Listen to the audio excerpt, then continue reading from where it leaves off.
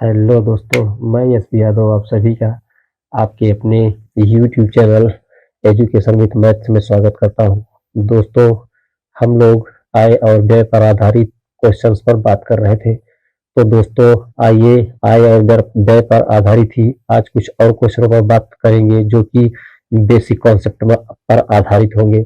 दोस्तों, पहला क्वेश्चन है कि सचिन अपने वेतन का 13% दृष्टिहीनों के लिए दान किया।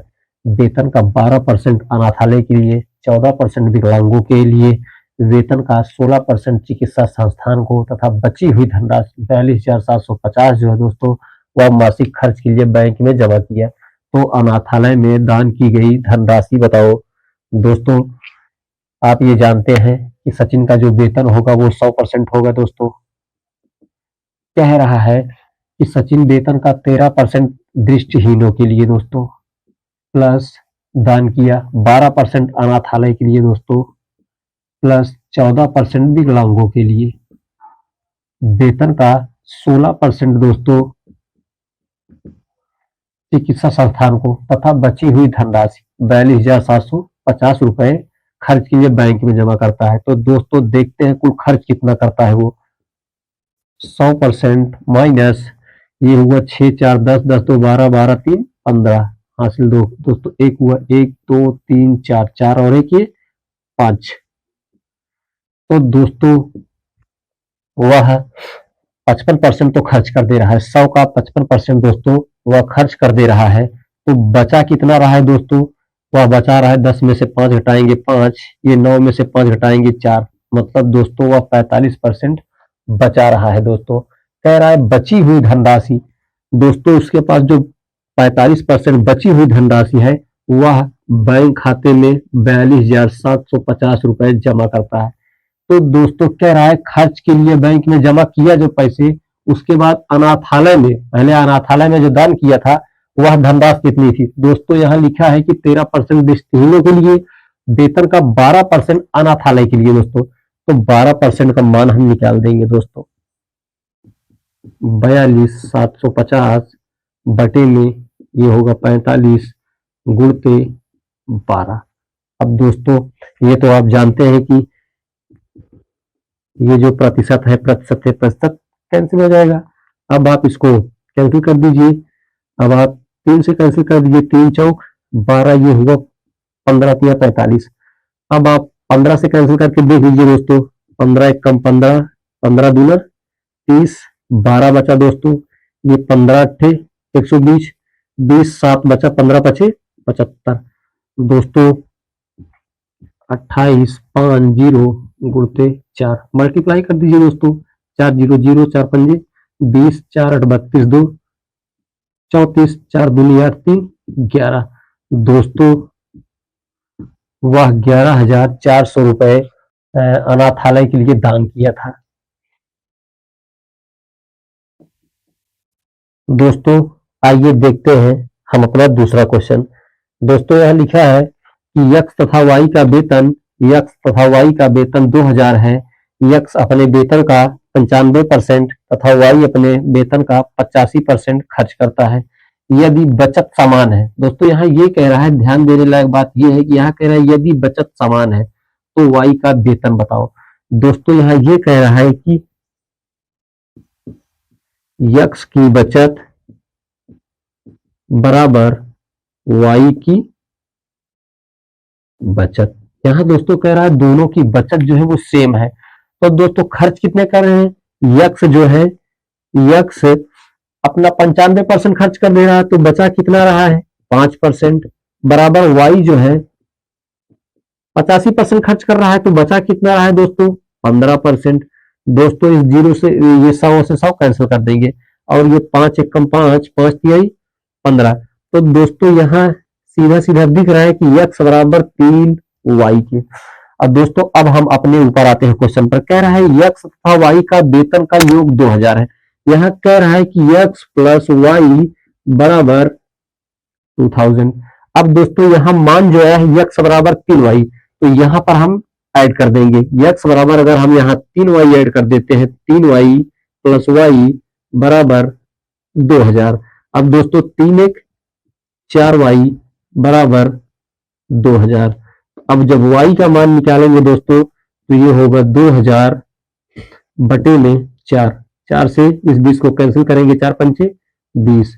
मतलब दोस्तों ये जो y का वेतन आया वह 500 रुपए आया। दोस्तों आप इस क्वेश्चन को उतार लीजिए, उसके बाद हम आगे चलते हैं। दोस्तों आइए अब हम अपने नेक्स्ट क्वेश्चन पर चलते हैं। दोस्तों यहाँ कह रहा है एक व्यक्ति की मासिक आय 13,500 रुपए है। दोस्तों एक व्यक्ति की मासिक आय जो है दोस्तों वो है 13,500 रुपए और उसका व्यय जो है दोस्तों 9,000 रुपए है।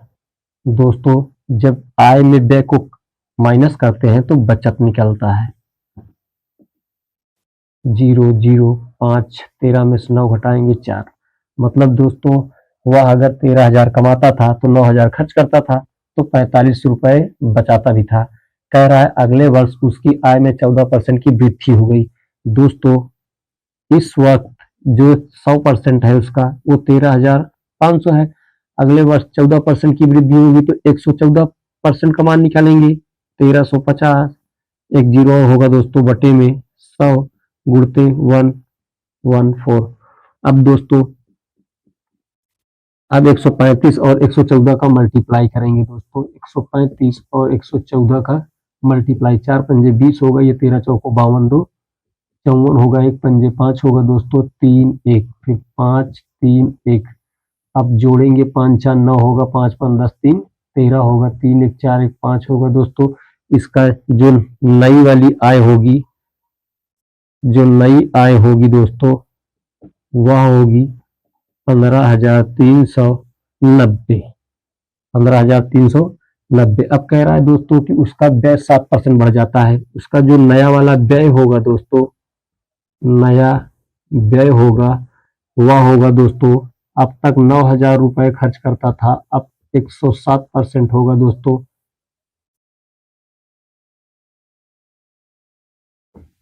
ये जो नया व्यय होगा दोस्तों 100% बराबर 9,000 के, तो 107% का मान निकाल देंगे दोस्तों। 9,000 बटे में 100 गुणते 107। 2 जीरो से 2 जीरो को कैंसिल कर देंगे, एक जीरो यहाँ लिख देंगे दोस्तों। 9 7 63 होता है, पूरा 63 की 63 लिखेंगे, 9 1 कम 9। दोस्तों उसका जो नया वाला व्यय हुआ, नया व्यय जो आया दोस्तों वह आया 9,630। पहले जो खर्च करता था 9,000, अब 9,630 खर्च करेगा दोस्तों। तो जो नई आय में जब नया व्यय दोस्तों माइनस करेंगे, नई आय में 15,390 9,630, जब नई आय में नया व्यय माइनस करेंगे दोस्तों तो नई बचत आएगी, नई बचत। तो दोस्तों जो नई बचत होगी वह होगी 0, 9 में से 3 घटेगा दोस्तों 6, ये 13 में से 6 घटेगा, ये होगा 0 दोस्तों। ये 9 में से 6 3 घटेगा 6, ये होगा 3 3 में 6 नहीं घटेगा, उधार लेंगे, 13 में से 6 घटेंगे 7 6 13, 7 होगा, ये 14 में से 9 हटाएंगे 5 होगा दोस्तों। अब आगे बढ़ते हैं। तो दोस्तों अब जो पुरानी वाली बचत थी वो 4500 थी, नई बचत 5,760 है दोस्तों। अगर यही माइनस कर देते हैं नई बचत में, अगर पुरानी वाली बचत माइनस कर देंगे तो हमको पता चलेगा कि हमारी बचत में वृद्धि कितने की हुई है। तो दोस्तों ये 0 होगा, ये 6 होगा, ये 7 में से 5 2 होगा, 5 में से 4 1। मतलब जो दोस्तों वृद्धि हुई 1260 की हुई। कह रहा है कि बचत में परसेंट वृद्धि बताओ। जब प्रतिशत वृद्धि बताना होगा दोस्तों तो होगा कुल वृद्धि गुणते 100 बटे में कितने पर हुई है दोस्तों, 4500 पर हुई है, तो बटे में 4500। 2 जीरो से 2 जीरो को कैंसिल कर देंगे दोस्तों। अब 15 से काटते हैं, 15 3 45, 15 8 120 और 15 चौको 60। तो इसको काटेंगे, 3 दूनी 6 दोस्तों, 3 8 24, मतलब 28% की वृद्धि हुई है दोस्तों। आइए देखते हैं अगला वाला क्वेश्चन। कह रहा है दोस्तों रमेश अपने वेतन का 15% दोस्तों सावधि जमा खाते में जमा करता है। दोस्तों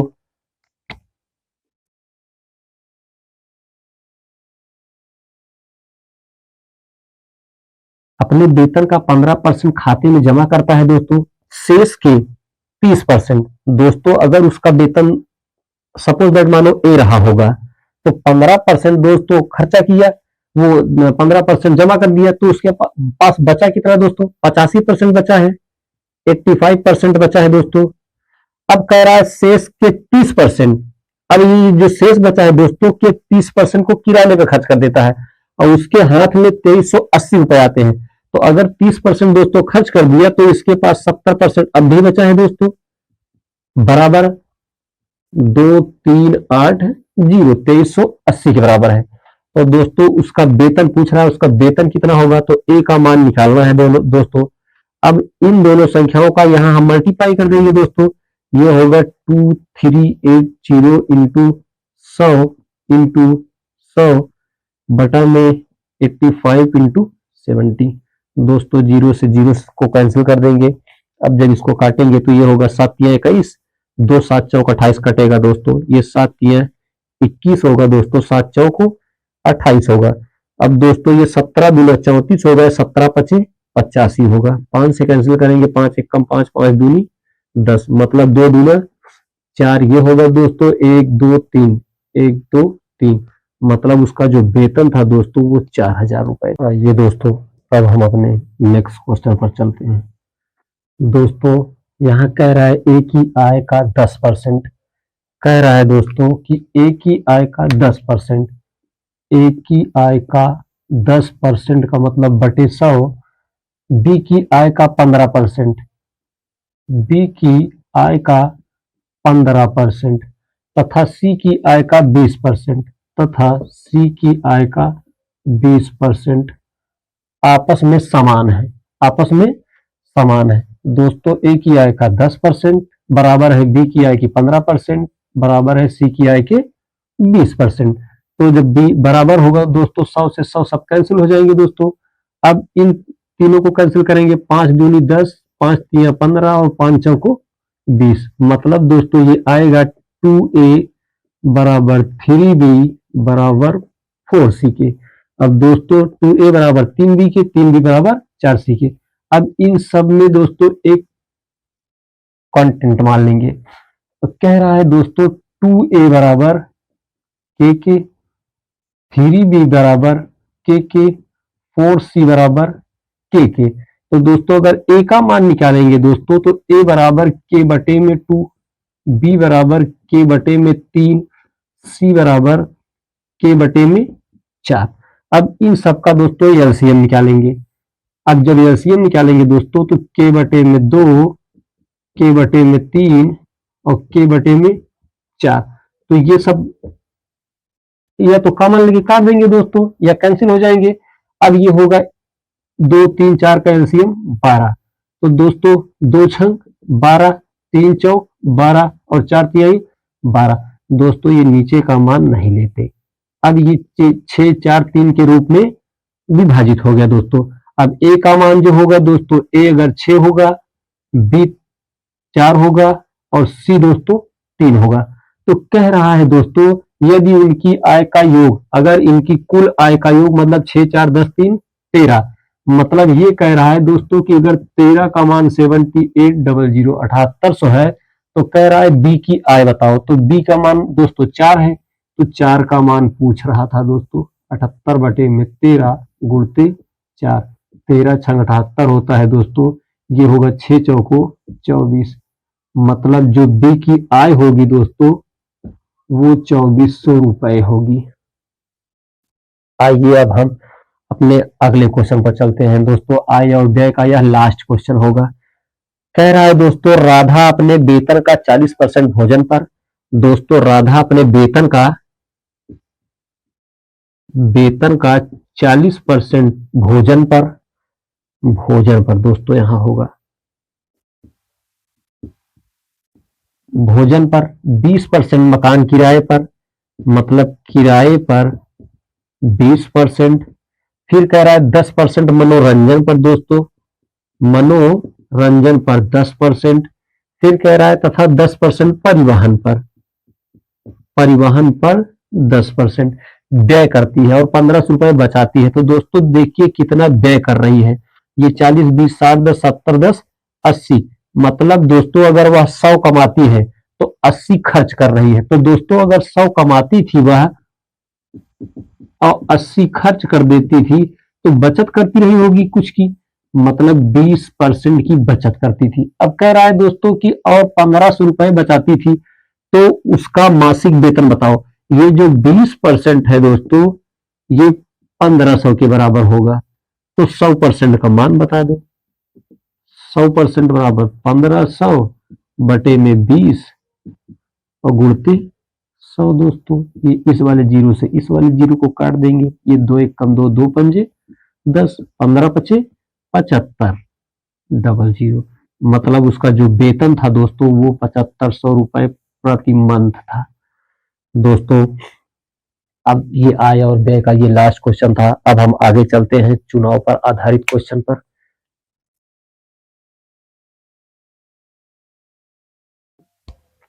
दोस्तों अब हम चुनाव पर आधारित क्वेश्चन पर बात करेंगे। दोस्तों आइए बात करते हैं। पहला क्वेश्चन है दोस्तों कि एक चुनाव में ए और बी दो प्रत्याशी थे। ए ने कुल मतों का 45% प्राप्त किया परंतु 1000 मतों से परंतु 1000 मतों से चुनाव हार गया। कुल मतदाताओं की संख्या बताओ। दोस्तों आप जानते हैं कि चुनाव होते हैं तो 100% मत होते हैं दोस्तों। अब कह रहा है कि पहला वाला जो प्रत्याशी है ए और बी, कह रहा है कि ए ने कुल मतों का 45% दोस्तों प्राप्त किया परंतु 1000 मतों से हार गया। तो दोस्तों अगर 100% में 45% ए प्राप्त किया तो बी भी प्राप्त किया होगा कितने परसेंट? बी जो है वो 55% प्राप्त किया। अब दोस्तों कह रहा है कि 45% मत प्राप्त किया परंतु 1000 मतों से चुनाव हार गया। तो दोस्तों इन दोनों के बीच जो अंतर होगा उसी अंतर से वो हारा है दोस्तों। तो कह रहा है कि 1000, अब दोनों के बीच अंतर लिख देते हैं पहले। दोनों के बीच प्रतिशत अंतर। तो दोस्तों बी जो है दोस्तों वो 55% पाया है और ए जो है वो 45% पाया है। इन दोनों के बीच अंतर 10% का है दोस्तों। तो कह रहा है 10% बराबर है 1000 के। तो कुल मतदाता दोस्तों, कुल मतदाता 100% थे तो 100% बराबर 1000 बटे में 10 गुणते 100। जीरो से जीरो को कैंसिल करेंगे दोस्तों, 10,000 आएगा दोस्तों। कुल मतों की संख्या, जो मतदाताओं की संख्या थी दोस्तों वो कुल 10,000 थी। आइए दूसरा क्वेश्चन देखते हैं दोस्तों। लिखा है दो प्रत्याशियों के बीच पहला प्रत्याशी 60% मत प्राप्त किया और 1400 मतों से विजयी हुआ। दोस्तों आप ये जानते हैं 100% मत ये पड़े थे दोस्तों। तो जब 100% दोस्तों मत पड़े थे, 60% एक प्रत्याशी पाया है 60%, तो दूसरा परसेंट इसका मतलब दूसरा प्रत्याशी दोस्तों 40% पाया होगा।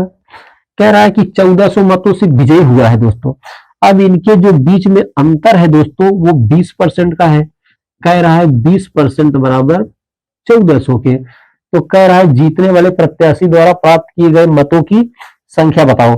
दोस्तों जीतने वाला प्रत्याशी 60% मत प्राप्त किया है तो 1400 बटे में 20 गुणते 60। तो दोस्तों 20 तिहाई 60 होता है, 14 त्रिक 42। मतलब दोस्तों वह 4200 मत प्राप्त किया है। दोस्तों यहीं से आज की क्लास खत्म करते हैं। वीडियो ज्यादा लंबा नहीं करना चाहता दोस्तों। आपके सहयोग से ही मैं रात रात में अकेले में वीडियो शूट करता हूं दोस्तों। तो आप सबसे प्लीज रिक्वेस्ट है कि सपोर्ट कीजिए। थैंक यू दोस्तों।